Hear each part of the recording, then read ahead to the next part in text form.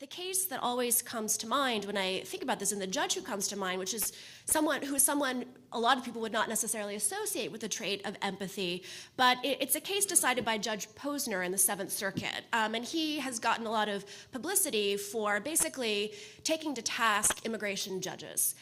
for mistreating litigants in the system, for berating litigants in the system. And there's one particular case where the immigration judge applied a series of procedural deadlines to a claimant despite the fact that he'd filed all the appropriate forms and had relied on the government as well as his lawyer to do what he thought he was supposed to do, and he was nonetheless ordered deported. And Judge Posner finally says, I'm not going to allow the system to grind up this person into bits. He is someone with claims, and he didn't use the term empathy, but I understood him to be thinking about the human costs of an application of the law that was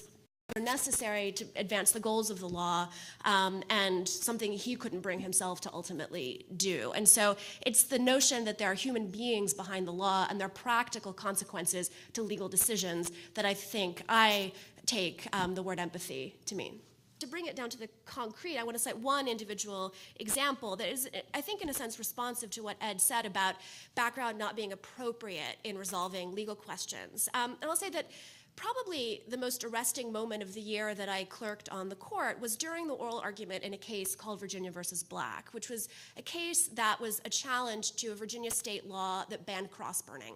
And so it was obviously a First Amendment challenge, and I think many people were disposed to think that an outright ban was a violation of the First Amendment. Well, during the oral argument, Justice Thomas, who often doesn't speak during oral arguments,